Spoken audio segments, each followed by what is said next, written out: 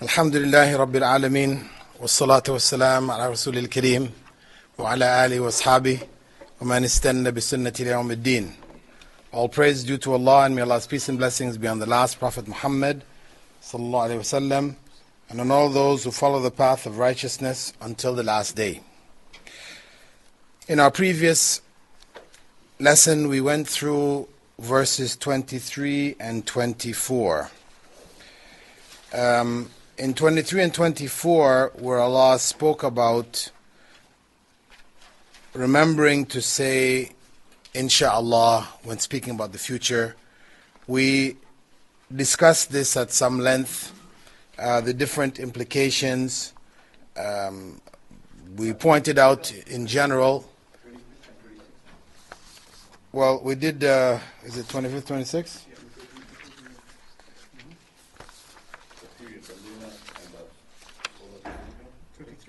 Okay, we didn't, well, anyway, I'm coming to it. Anyway, I guess it was the one before. We did the 23rd, 24th. We, as I said, looked at issues of saying Insha'Allah. And remembering to say that, we talked about whether Insha'Allah is only in this context about speaking for the future, or is it something to say as even a form of barakah? I mean, we can say Insha'Allah even though we're not speaking about the future, as a means of seeking Allah's blessing in whatever we're doing.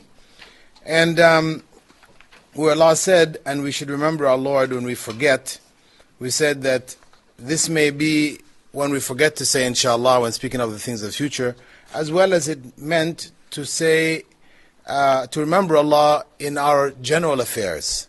As we said, the importance of remembrance of Allah, in that when we remember Allah, we do the right thing, we make the right choices. When we forget Allah, we fall into sin. And we quoted a number of verses where Allah speaks about Satan overtaking them and making them forget the remembrance of Allah. That was in Surah Al-Mujadala, verse 19.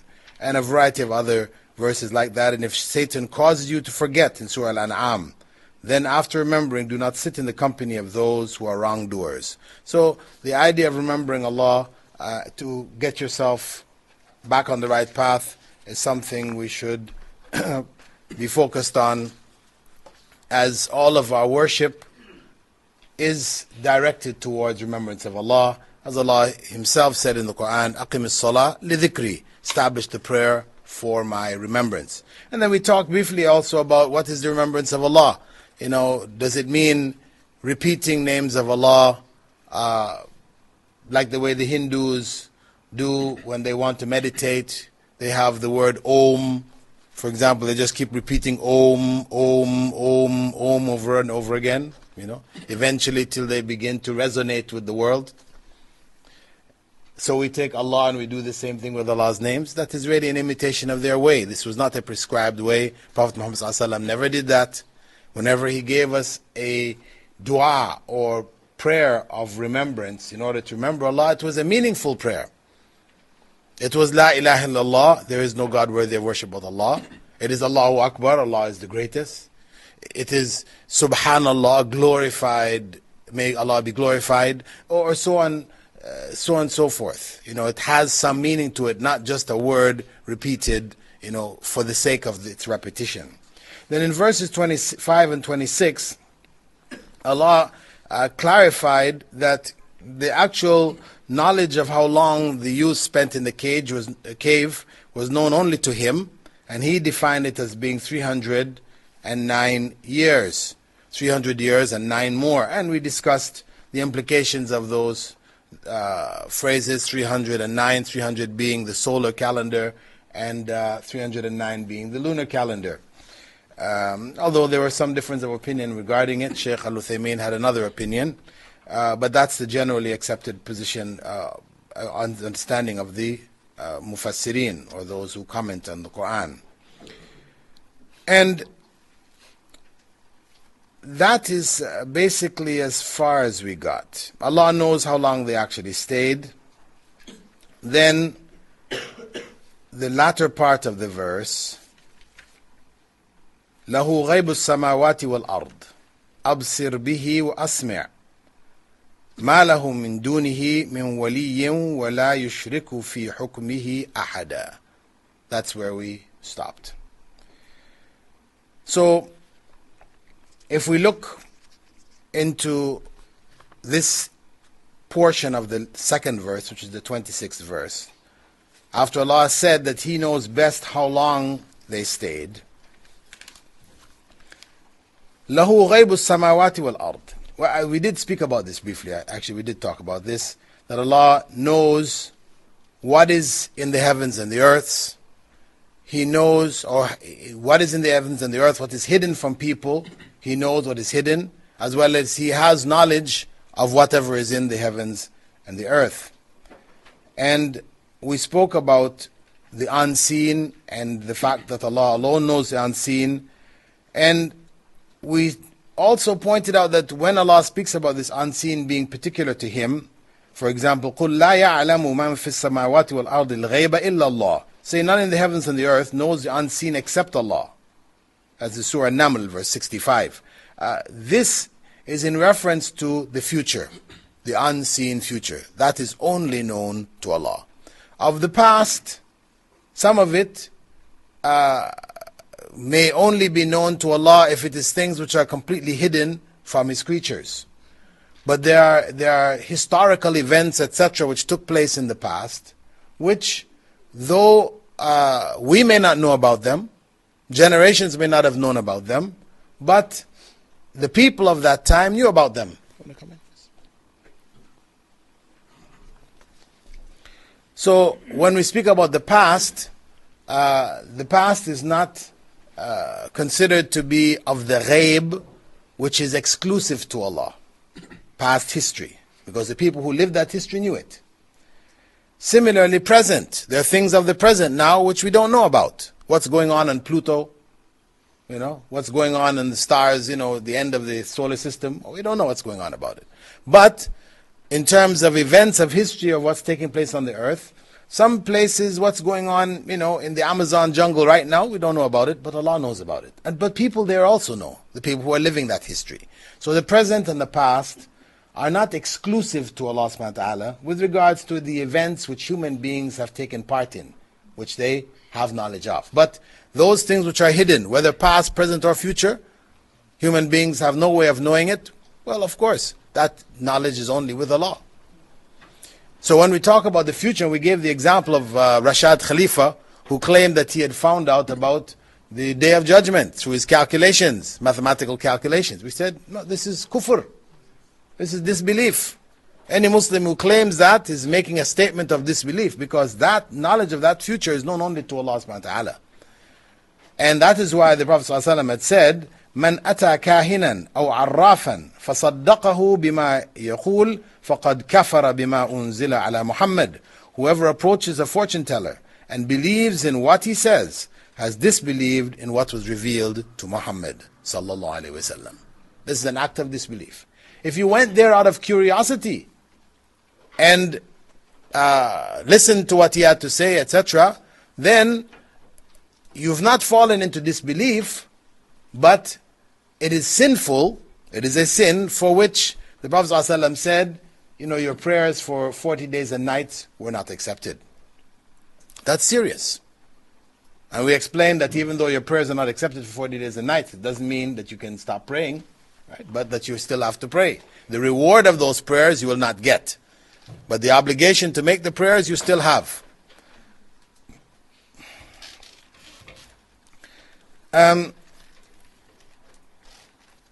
Allah then goes on to say, أبصر به وأسمع.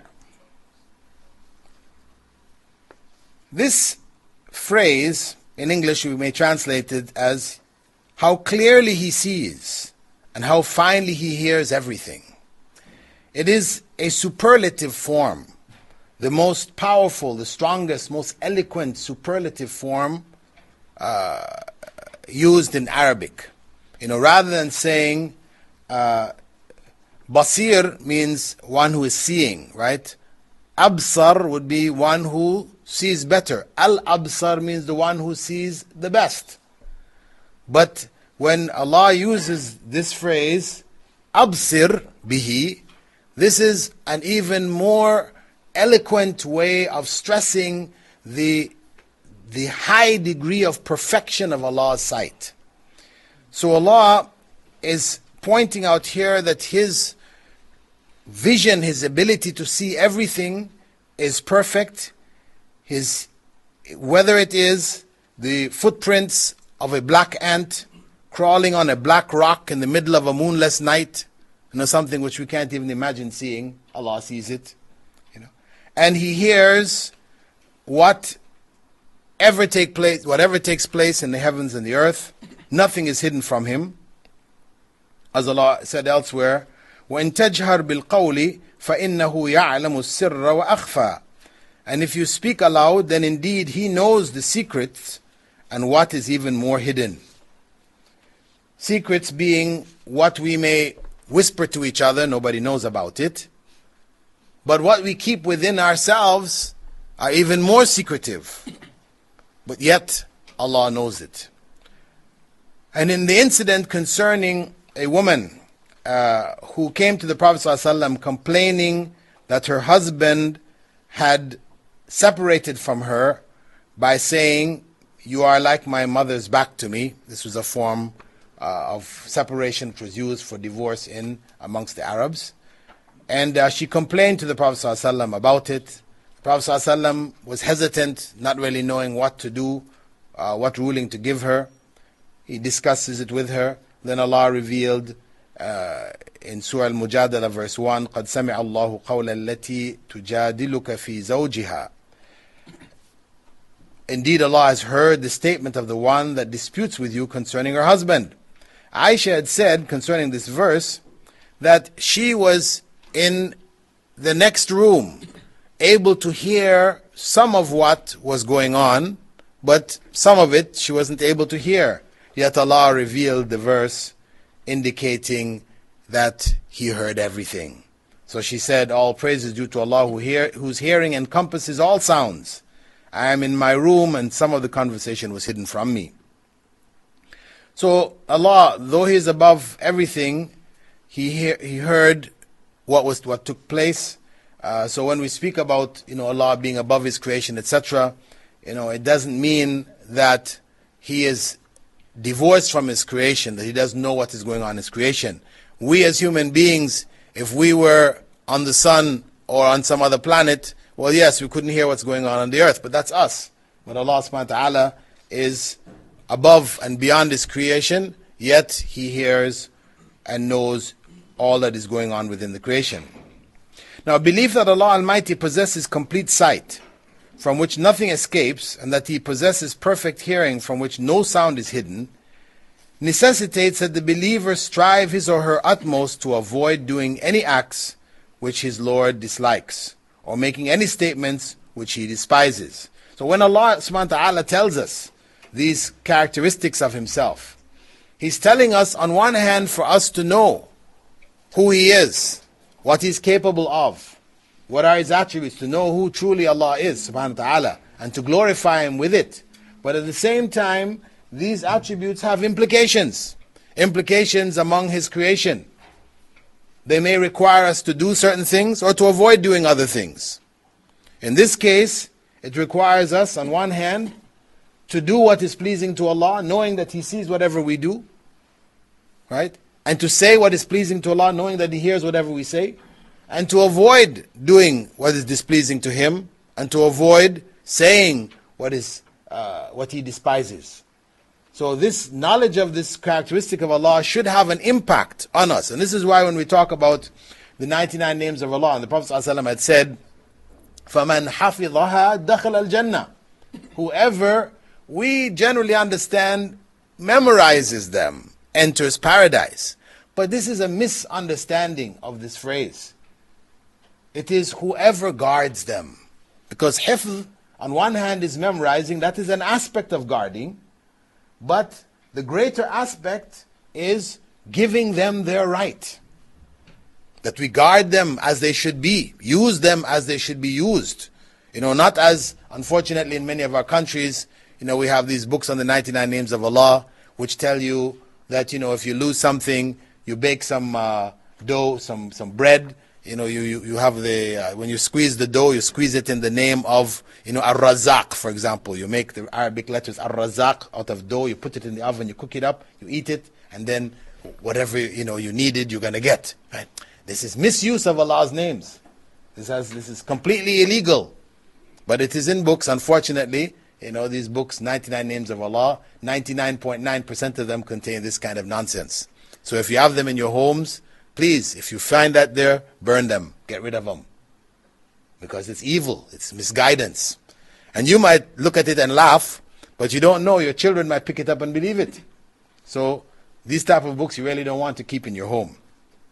Anyway, so knowing that, as we said, it should make a person aware that Allah sees him and hears whatever he or she does, and therefore they would try, this would have an impact on them in terms of their behavior, their speech, their actions. They would try to do what is pleasing to Allah. Then Allah goes on to say, مَا لَهُم مِّن دُونِهِ مِّن وَلِيٍّ وَلَا يُشْرِكُ فِي حُكْمِهِ أَحَدًا. They have no protector other than him, nor does he share his command with any person whatsoever. They have no protector other than him. This they refers to whom here? Who is it referring to? They, on one hand, scholars held that it referred to the youths in the cave. The youths in the cave, because this is the context in which it is mentioned. The youths in the cave, they had no other protector besides Allah. It was only Allah who protected them in their circumstance. At the same time, as verses of the Quran, whenever we read them, if they have general implications, we also take those general meanings that come out of those general implications. So scholars have pointed out that they also refers to whoever is in the heavens and the earth. Whoever is in the heavens and the earth have no protector other than him. No guardian besides Allah subhanahu wa ta'ala. Even the disbelievers. The believers and disbelievers, Allah is their guardian. None can protect them except him. As he said in Surah Al-An'am, verse 61 and 62, حَتَّى إِذَا جَاءَ أَحَدُكُمُ الْمَوْتِ تَوَفَّتْهُ رُسُلُنَا وَهُمْ لَا يُفَرِّطُونَ ثُمَّ رُدُّوا إِلَى اللَّهِ مَوْلَاهُمُ الْحَقِّ. Until when death approaches one of you, our messengers take his soul, and they never neglect their duty. Then they are returned to Allah, their true guardian master. They are returned to Allah, their true guardian master. This is the disbelievers as well as the believers.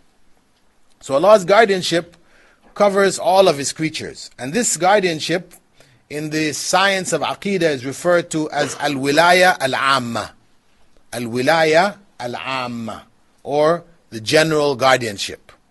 And this covers Allah's creation and maintenance of his creation. He provides for all of his creatures, whether they believe or whether they disbelieve. He provides the means that they're able to benefit from the world in which they live.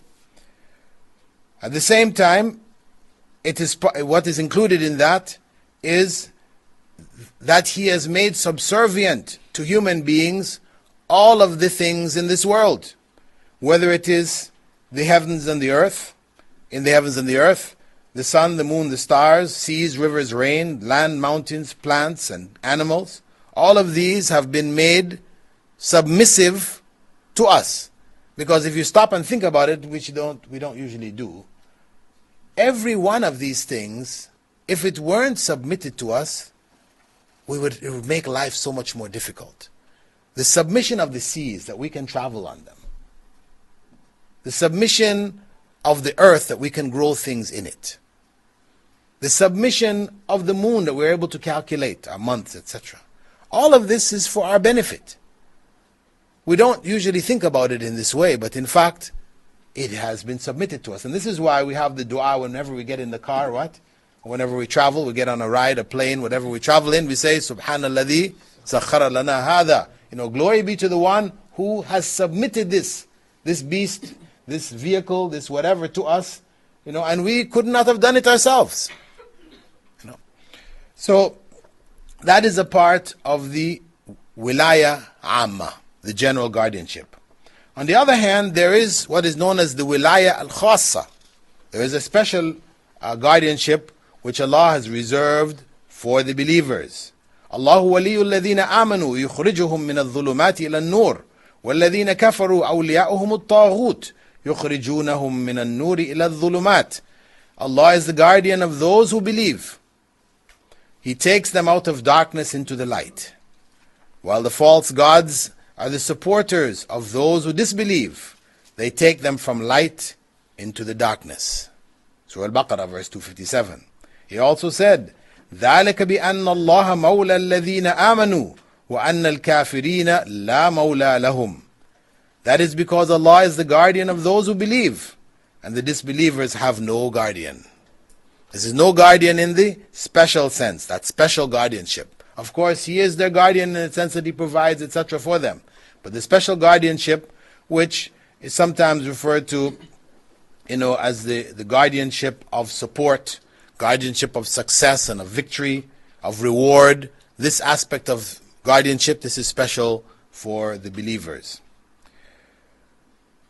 Then Allah goes on to say, in the end of the verse, وَلَا يُشْرِكُ فِي حُكْمِهِ أَحَدًا.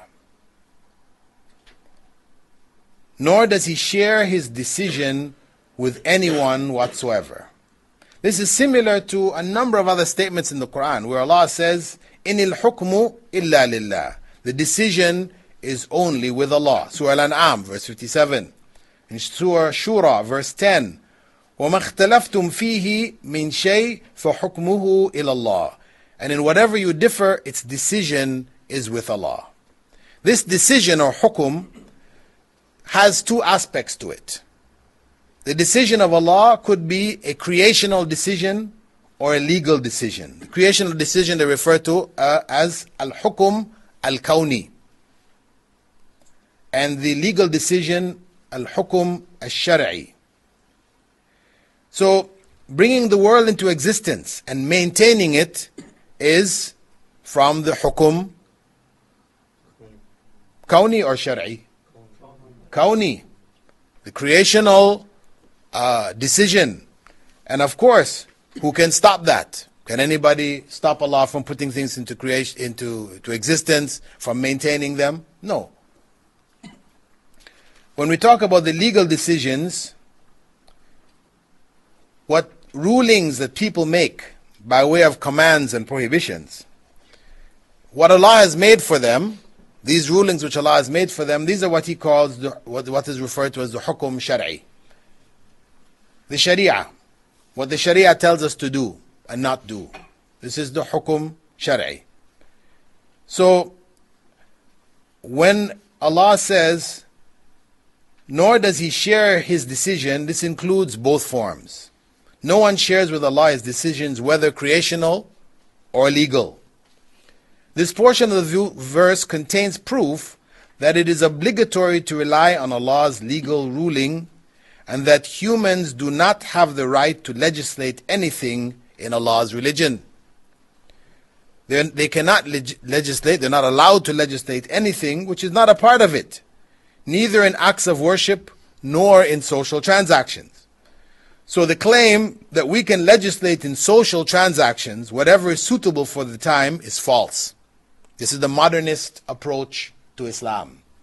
That we can add laws, we can make changes to make the Sharia appropriate to our time. We're now in the 20th century, 21st century, this has its own needs. So therefore, Islam has to be updated. As other religions have updated themselves, we also need to update ourselves. Now, of course, this is false. The claim that we can legislate in social transactions, whatever is suitable for the time, is false because of the fact that it implies that one could legalize interest, as some people have. Isn't it? That's what we're facing. It's under that same principle. Or gambling, or all of the other forms of illegal earning. We could do it under that heading. You'll find in Yusuf Ali's translation of the Quran, when he talks in the verses on riba, he goes and explains that this is not in reference to the modern institution of interest in modern capitalism. That's referring to something else, right? He calls it usury, uses that term instead, which means excessive interest. So he says it's the excessive interest. But the modern version of interest, where you've given people your money, they're using it for a time, they give you something back, that's quite reasonable. It's like trade. You've rented something. So getting payment for the use of your product, now what's the harm? This is different from what they used to do in the old days. This is the argument. But Allah said very clear in the Quran that, people from even the time of Prophet Muhammad, they said, إِنَّمَا الْبَيْعُ مِثْلُ الرِّبَى. That trade is just like interest. They said the same thing 1,400 years ago. But Allah said, يَمْحَقُ اللَّهُ الرِّبَى. Allah has taken out all barakah, all blessing, all good from riba. وَيُرْبِ الصَّدَقَاتِ. And He has blessed wealth which is given in charity. So, this argument is unacceptable. The Sharia, divine legislation, is suitable for all people, in all places, and for all times. That's the bottom line. As Imam Malik had said, famous statement of his, وَلَنْ يُصْلِحَ آخِرَ هَذِهِ الْأُمَّةِ إِلَّا مَا أَصْلَحَ أَوَّلَهَا. The end of this nation will only be reformed by what reformed its beginning. What was good in the beginning, which changed the Arabs from their wild ways into a nation which was exemplary, which educated the world, impacted on world civilization. The only thing that will bring Muslims back to that status is what brought them to that status in the first place. That is the Sharia without any changes, the pure Sharia. Nor does he share his decision with anyone. This portion of the verse also indicates that those who follow laws of others are idolaters, committing shirk with Allah. Because the term he uses here is yushrik, right? وَلَا يُشْرِكُ فِي حُكْمِهِ أَحَدًا. So the concept of shirk is here. This is what the verse implies, that anyone who seeks to legislate laws which go against Allah's legislation, this in fact is a form of shirk. And Allah said regarding anyone who follows the laws of Satan in making permissible carcasses for consumption by claiming that it's Allah's slaughter, and this was the arguments of the pagans, when Islam said you don't eat dead meat, al-mayta, animals which die of themselves. Well, the pagans were saying, they were calling the mayta dhabihatullah, Allah's slaughter. Because who killed it? But Allah. Allah killed it, So hey, we should eat that even before the one we do. This was their arguments, right? But Allah says, do not eat from what Allah's name has not been pronounced, for indeed it is sin. Certainly the devils inspire their friends to dispute with you, and if you obey them, then you would be indeed polytheists. وَإِنْ أَطَعْتُمُوهُمْ إِنَّكُمْ لَمُشْرِكُونَ. If you obey them, then you would indeed be polytheists, idolaters. Allah openly declares them idolaters because of their obedience. This is known as al-ishraq fi ta'a. Shirk in ta'a. Ta'a meaning obedience. This is also what was intended in the Quranic references to the worship of Satan. For example, in Allah's statement, did I not prohibit you, O children of Adam, from worshipping Satan? Alam a'had ilaykum ya bani Adam an la ta'budu shaitan, who is indeed a plain enemy to you, and command you that you should worship me. That is the straight path. This ibadah to shaitan, what is meant by it? Not that people were actually worshipping Satan. Well, we do have people doing that. But in general, when people follow laws or instructions which go against the instructions of Allah, those instructions must have come from who? Satan. If it didn't come from Allah, then it came from Satan. Just like Christmas, for example. You know, actually Christmas is more properly called Satan's Day. Of course, for da'wah purposes, you're not going to tell any Christian that, right? But, I mean, from our perspective, it is Satan's Day. Why? Because, one, it contains the idea that God was born. That is satanic. Allah said, Lam yalid wa lam yulad. He doesn't give birth, nor was he born. So if that's what Revelation says, whoever says that Allah was born, that must have come from Satan. So therefore, celebrating the day of God's birth has to be satanic. And if you look actually into the history of it, you'll find that it came from satanic sources, from idolatrous sources. Also, in the case of Prophet Abraham, speaking to his father, he said, Ya abati, la ta'budi shaitan, inna shaitana kana lirrahmani asiyya. O my father, do not worship Satan. Indeed, Satan is a rebel against the most gracious. Well, the father wasn't worshipping Satan. He was making idols for the people, and they worshiped the idols. But Allah calls it worshipping Satan. Abraham used that phrase, Allah confirmed that phrase. So it is really the issue of following the laws of other than Allah, which are in contradiction to Allah's laws. And this we also find in the incident with Adi ibn Hatim, one of the companions of the Prophet ﷺ, who converted from Christianity.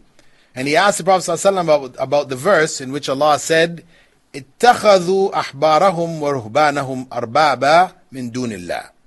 They took their rabbis and monks as lords besides Allah. He asked the Prophet ﷺ, what does that mean? Because we didn't used to worship these people. We didn't worship our rabbis and monks. But the Prophet ﷺ pointed out to him that the rabbis and monks made haram what Allah made halal, and made halal what Allah made haram, and you all followed them. He said, yeah, we did that. He said, that was your worship of them. Right? So, you know, ibadah, this is ibadah which comes by way of following these instructions. Now, among the most clear and direct evidences in this regard is that Allah subhanahu wa ta'ala expressed amazement at those who claim to be believers while desiring rulings from other than the Sharia of Allah. And that is only because their claim to faith, along with their desire for rulings of false gods, was an incredible lie. Allah said in Surah An-Nisa, verse 60, have you not seen those who claim that they believe in what was revealed to you and what was revealed before you, yet they desire the judgment of false judges, even though they have been ordered to reject them? Satan wishes to lead them far astray. Alam tara ila alladhina yaz'umuna annahum amanu bima unzila ilayka wa ma unzila min qablik yuriduna an yatahakamu ila at-taghut. They desire the judgment of false judges. It is abundantly clear from the divinely revealed texts that we just mentioned that only those whom Allah veiled their sight and blinded them from the light of revelation, and others like them, would be in doubt about the disbelief and idolatry of those who follow laws legislated by Satan on the tongues of his friends and supporters, which contradict Allah's Sharia conveyed on the tongue of his messenger.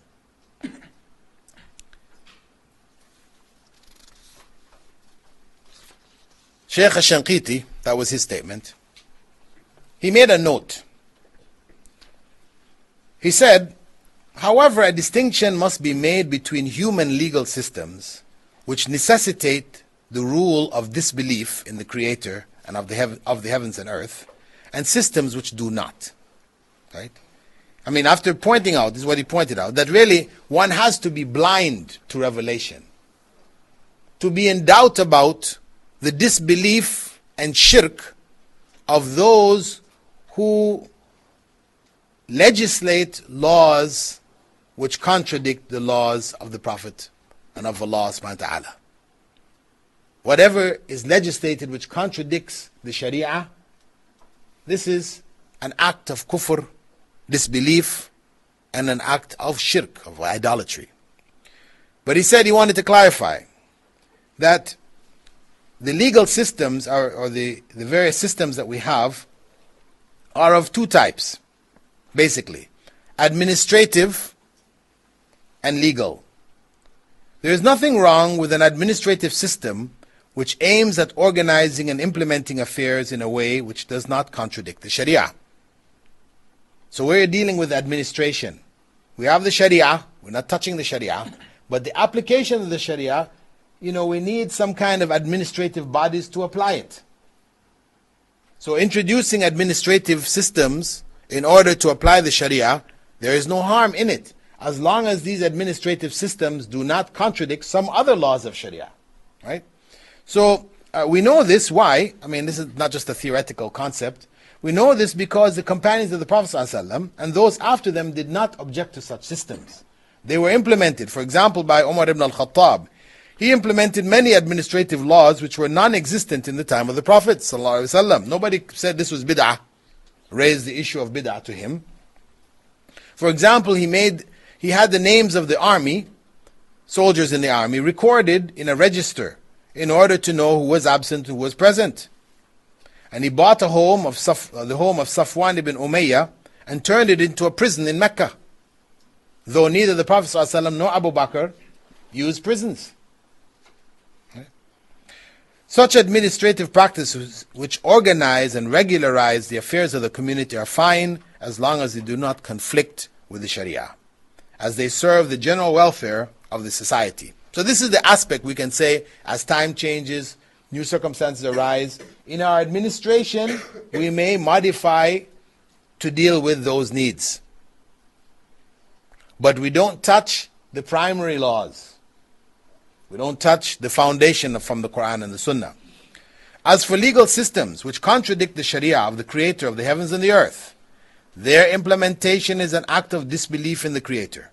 For example, the claim that favoring males over females in inheritance is unjust and unfair, and that women and men should be treated equally.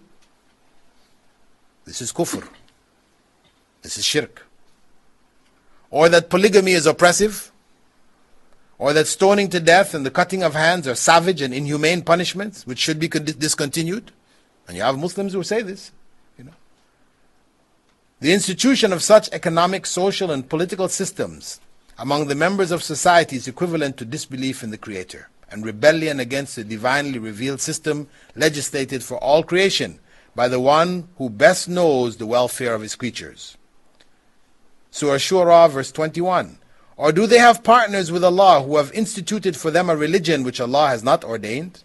أَمْ لَهُمْ شُرَكَاءَ شَرَعُوا لَهُم مِّنَ الدِّينِ مَا لَمْ يَأْذَنْ بِهِ Allah subhanahu wa ta'ala, مَا لَمْ يَأْذَنْ بِهِ اللَّهِ.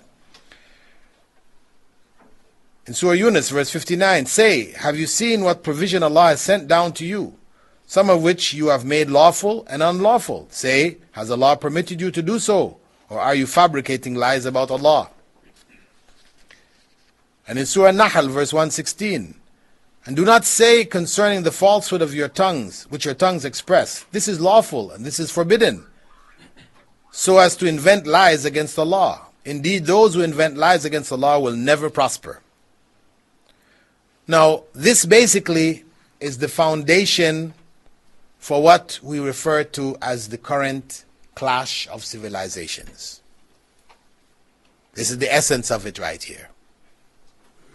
For the 20th and 21st century, we have this phrase, now we're hearing it, first echoed by Samuel P. Huntington, the clash of civilizations. It is the clash of secular democratic Western civilization with Islamic civilization. Western civilization, based on secularism, which rejects all form of religious faith and worship, and holds that public education and other civil matters should be conducted without the introduction of the religious element. Take religion out of it. You don't bring it into education, you don't bring it into your economic policies, you don't bring it into your politics, etc. It's not supposed to be there. Not to say that it really isn't there. It may come in. Bush and the right-wing fundamentalist Christians, it does happen. But In theory, the theory of secularism is that it's not supposed to be there. On the other hand, Sharia requires the institution of religious laws and principles at all levels of government and at all levels of social organization. Complete opposites. Secularism says no religion. Islam says religion everywhere. So these two things, there is a natural clash. It doesn't necessarily mean that everybody has to be picking up weapons and killing each other. That's how people deal with the clash. But reality is that there is a clash which has no compromise in terms of the fundamental beliefs. Because for secularism to adopt religion in areas, that means they're no longer secular. For Islam, for Sharia, for Muslims to say, in certain areas we'll adopt secularism, we're no longer implementing Sharia. We're implementing a piece of the Sharia and not others. Right? أَتُؤْمِنُونَ بِبَعْضِ الْكِتَابِ وَتَكْفُرُونَ بِبَعْضِ. As Allah says, do you believe in a part of the book and disbelieve in a part? So, these two are at odds. Democracy, which is the other principle usually thrown out by Western civilization because they call themselves secular democratic. Democracy, supposedly the rule of the people. Many Muslims have been deluded by this. That yes, democratic principles are good. What the majority wants is good, to judge and to rule society by that. What's wrong with Islamic democracy? Reality is that democracy, from its origins, never existed. Democracy supposedly came out of Athens, ancient Greece. This is where the idea came from, the rule of the people. But ancient Greece had a majority of citizens, citizens of the state who were slaves. 60% of their population were slaves who had no right to vote. The remaining 40%, half were women or more, and they also had no right to vote. So democracy, the rule of the people, meant the rule of the free male citizens, 20% or less. So that's not the rule of the people. So it wasn't in its inception, and in the West today, it isn't. Of course, they do go through, the exercise of elections and, politicians talking and, people voting, and they go through all these motions, which gives them the impression that they are involved in the process. But realities are they're not. The wish of the people is not implemented in the West. It is the wish and the desire of a small ruling element. And that has not changed. And even democracy as a system, the philosophy of democracy, and you should understand that it is not just a political system. As is pointed out, this is mentioned in Collier's Encyclopedia, Western thinkers say Western democracy reaches beyond the confines of government and affects all phases of human relations. That's why they teach it to the children at the earliest age, the idea of democracy. They grow up with it, this idea that you must have democracy. But if we look at the basic principles of democracy, they are three. The first one is equality. From the humanist, rationalist point of view, all humans have one common trait, the ability to reason. And this equalizes them. From the Islamic perspective, we say, yes, everybody is equal before God. We're equally responsible before God. So issues of equality in our system, we agree on that. But then when you look at the other principles, the other two principles, principle number 2 is called rational empiricism. That is basically that the human mind has the ability to deduce from historical and personal experience what is best for human society. Human beings, looking over history, learning from the past, using their reason, are capable of arriving at laws which are best for society. Now, if we look at the most popular document representing the greatest quote-unquote democracy in the world today, United States of America, the American Constitution is called that's their document, their founding document, written by the founding fathers. What does it say in there? In Article 1, Section 2, entitled the Three-Fifths Compromise, it states there that black men were to be counted as 3/5 of white men. Right? If you're non-white, you're only 3/5 of a white man. This is the American Constitution.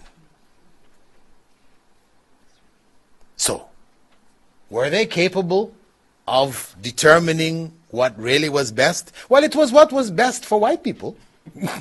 Yes, and that is the nature of human beings. When we make laws which are what's best for our group. You know? You can't look at everybody, so you look at your group, those who are close to you. So your laws benefit you, but when they benefit you, they're going to harm somebody else. That is the nature of human laws. And that's why we say no, as Muslims, that the judgment, the law should be with Allah subhanahu wa ta'ala. He's the one who should decide for us what is right and what is wrong. Let him set the laws for society. The third principle, that of discussion and consent. Discussion and consent. Meaning that when we have to make a decision as Democrats, and I don't mean the party, but person who supports democracy, when we get together to make a decision, then we take a vote. Whatever the majority wants, that now becomes our decision. Sounds good. I mean, on a basic level, it's okay. If you live in a community and you have to decide whether to put a stoplight at the crossroads which is in the middle of your community or not, and the majority of people hold that yes, we should put a stoplight there because there are accidents happening, etc., then no harm in taking a decision on the basis of that. But now, when right and wrong, good and evil is decided this way, you're in trouble. Because what it means is you have no moral foundation for your society. The moral foundation has been removed. Because what is good today becomes bad tomorrow. What is bad today becomes good tomorrow. So you have no foundation for morality, which is what makes us human. Technologically in the West, yes, the West has, produced all kinds of stuff. Wonderful things coming out of their ears, rockets, cars, submarines, everything, Look at the animals around, running fast. Okay, we have a car that goes so faster than the fastest animal. We have planes that fly faster than the fastest birds. We have submarines that can go deeper than the deepest fish, okay. We're able to do all those things technologically. But morally, what has happened to these societies? They are in moral chaos.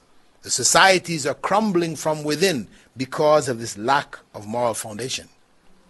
And of course, the biggest expression of that is what we're facing from the West in its defense of homosexuality.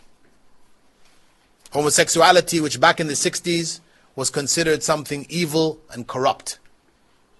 The average American, when he was asked about homosexuality, used to say, oh, nasty, filthy, bad, an abomination unto the Lord. By the 70s, you ask the average American, what do you think about homosexuality? Alternative lifestyle. Different choices. People have different way they want to live. Different strokes for different folks. This was the change, complete change. In 10 years, people have changed radically. And this is a product of democracy. And not only do we have a change in the attitude towards homosexuals, meaning that's alternative lifestyle, with the pressure of the homosexuals, they want you to like them. Not only do you accept them, but you must like them. You know? So those people who don't like them now are labeled ill, mentally, deranged. The illness is called homophobia. Psychiatrists now treat it. If you have this, you can be sent in court. It's shown that you're homophobic. You can be sent to a psychiatrist as part of your punishment for him to reprogram you. You know. So this is the danger. This is the big danger, which among the dangers that we're faced with, and that's only one example of many, many examples that we can give from the product of a lack of moral foundations. Whereas from the Islamic perspective, homosexuality is an evil. It is punishable by death. No matter what arguments homosexuals and their supporters will bring, that it is genetic, biological, people are born that way, they bring all kinds of arguments, you know. But we say, no. We don't accept it. Any more than we accept that a person is born a murderer, born a rapist, born any other criminal things. And yes, you can find scientists who are saying it's in the genes. Yeah, even to be a murderer is in the genes. You know, you have scientists who have tried to identify genetic basis for murder. But we say still, we may all have inclinations. Everybody gets angry at a time, and you reach the point, or many people reach the point where they feel like killing somebody. Okay? But we restrain ourselves afterwards. Right? You have that feeling, but you stop yourself. You're not a robot in the sense that once the thought comes in your mind, you must implement it. No, that's not us. Right? We are able to stop what we think about, what we desire to do. We have the ability to control ourselves, as different from the animals. The animals don't have that. They only have instinct. Hungry, I must eat. You know, I don't stop and determine which food should I eat. If I see a deer running, you know, a mother deer with little deers following it, I don't stop and say, oh, I shouldn't kill that mother deer looking after the little deers. Let me go find another deer, right? No. If the deer comes, he's going to eat. Right?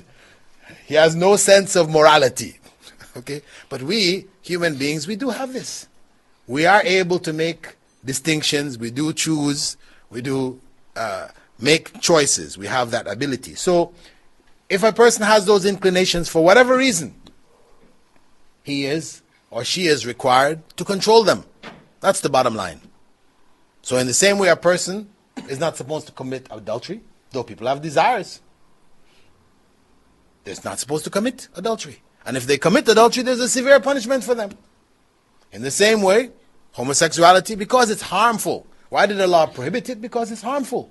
Harmful to society, harmful to the individuals. We have AIDS.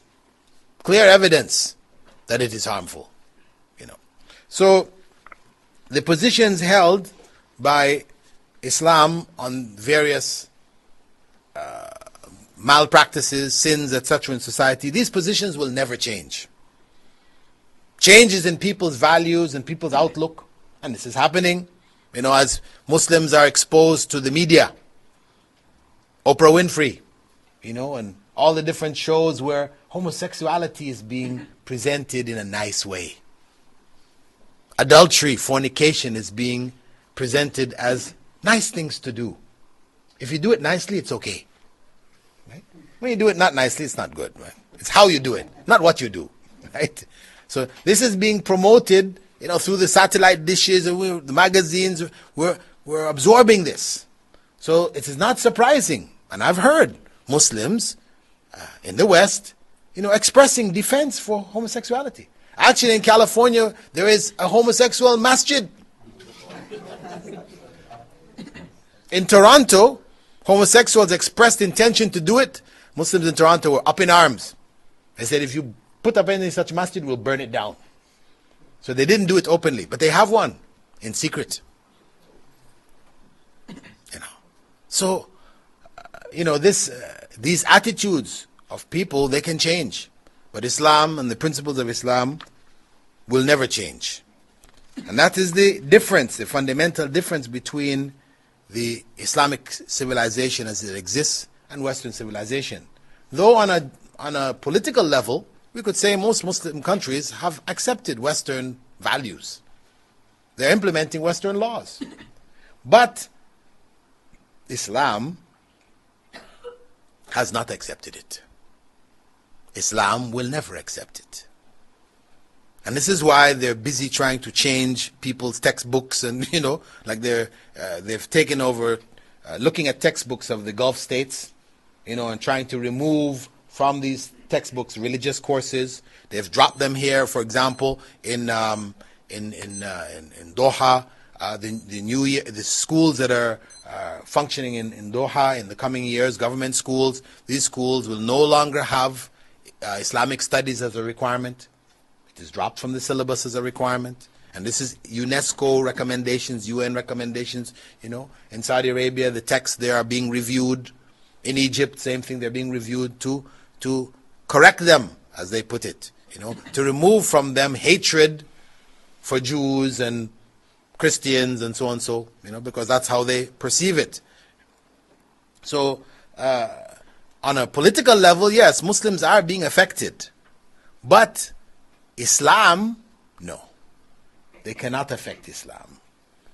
And as long as there's Muslim scholarship, that true understanding of Islam is maintained, it's protected. And this is what it irks them. They can't change this. And this is what creates the clash. Other civilizations, China, for example, 1 billion people, they accepted secular democracy with communism. When Mao Zedong did the Long March, took over, instituted communism, that was secular democracy in its most harsh form. Because in communism, not only do they remove religion from state function, they declare war against religion in communism. Right? In India, where you have the majority are Hindus, Hinduism has no economic political system. They adopted secular democracy. That's in the Constitution of India, that they are secular democratic. So it's only the Muslim world, it's only Muslims, the other billion people, who refuse to accept this way. And as such, you find the politics of the West, Western countries, in dealing with Muslim countries, is on this basis. They will shout secular democracy, but really what's most important is secularism. Because in Algeria, for example, some years back in the 90s, when they were going to have democratic elections, they were having them, and the Muslim party was winning, FIS, and the military stepped in and stopped the elections, the West was silent. What happened to democracy then? Secularism of the military? No, that's what we want.